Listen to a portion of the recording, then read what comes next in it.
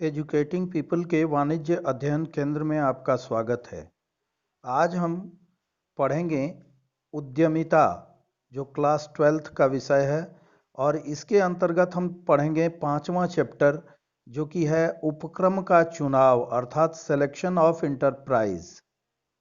जब एक साहसी अथवा उद्यमी अपने व्यवसाय को लेकर तैयार हो जाता है तो सर्वप्रथम उसके सामने जो समस्या आती है वह होती है व्यवसाय का चुनाव अर्थात उपक्रम का चुनाव।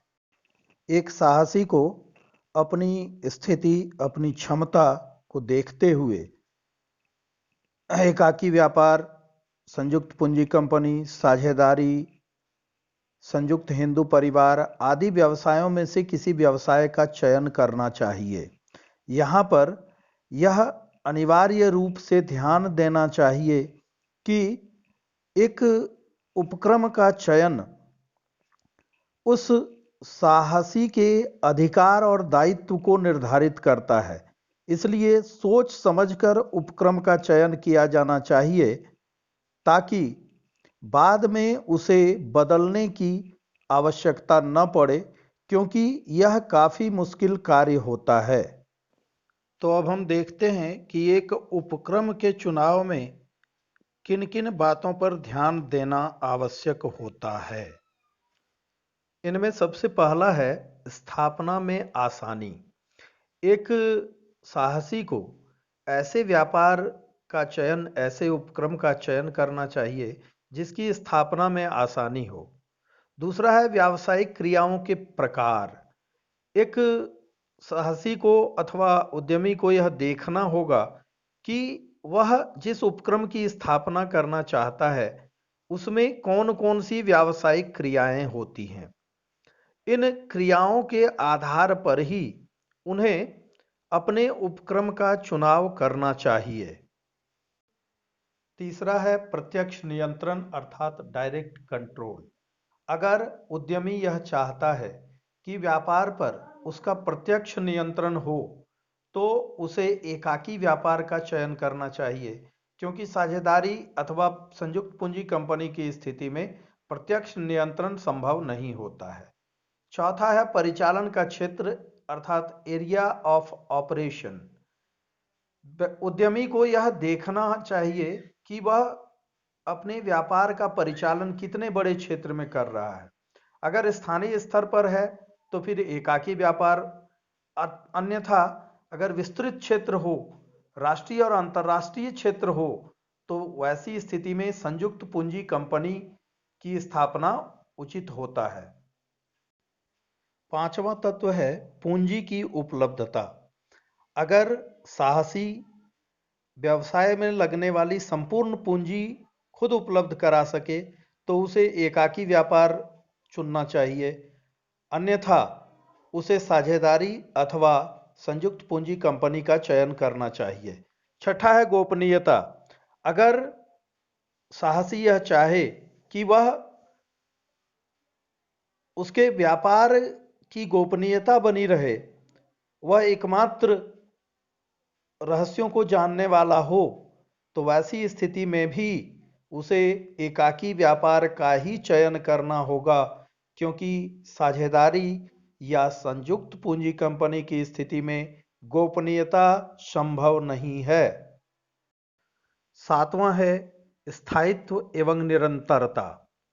अगर एक उद्यमी यह चाहता है कि उसके उपक्रम पर उसके होने अथवा न होने का कोई प्रभाव न पड़े, तो वैसी स्थिति में उसे संयुक्त पूंजी कंपनी का चयन करना चाहिए, क्योंकि एकाकी व्यापार अथवा साझेदारी व्यापार सिर्फ उद्यमी के जीवन काल तक ही सीमित होता है, लेकिन स्थायित्व की बात हो तो फिर संयुक्त पूंजी कंपनी ही उपयुक्त होती है।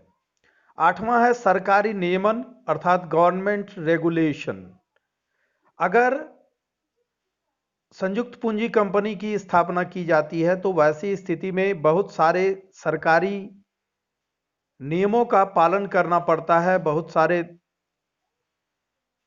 सरकारी अड़चनें आती हैं, जबकि एकाकी अथवा साझेदारी व्यापार में सरकार का उतना अधिक नियंत्रण नहीं होता है, तो एक उपक्रम का चयन करते समय इस बात पर भी ध्यान देना होगा कि सरकारी नियमन से हमें बचना है या उनका पालन करना है। 9वां तथ्य है प्रक्रियागत औपचारिकताओं की पूर्ति, अर्थात कंप्लीशन ऑफ प्रोसीजरल फॉर्मेलिटीज। तो यहां पर हमें यह देखना होगा कि व्यापार किस प्रकार का है, उपक्रम किस प्रकार का है।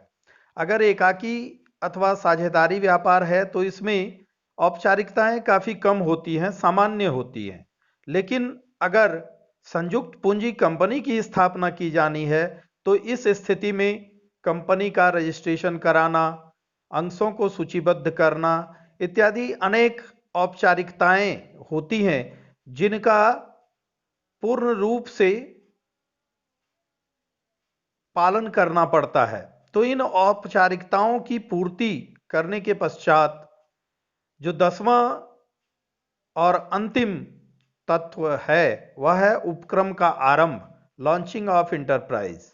इसके पश्चात हमें श्रम, पूंजी, मशीन, कार्यालय इत्यादि की व्यवस्था करके उपक्रम का आरंभ करना पड़ता है। एक साहसी, एक उद्यमी इसके पश्चात उपक्रम का आरंभ करता है, वह बाजार की व्यवस्था करता है, वह श्रम की व्यवस्था करता है, वह मशीनों की व्यवस्था करता है और इसके पश्चात वह उपक्रम का आरंभ करता है। तो ये कुछ घटक थे जिन पर ध्यान देते हुए एक साहसी अथवा उद्यमी अपने उपक्रम का चयन करता है।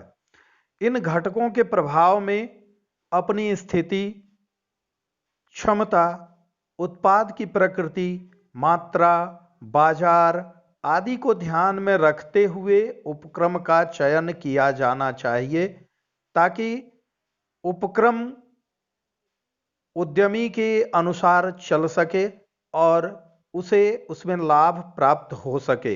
यदि आपको यह वीडियो पसंद आया हो तो कृपया लाइक और शेयर करें तथा चैनल को सब्सक्राइब जरूर करें ताकि आगे भी आप तक इस प्रकार के वीडियो पहुंचते रहें।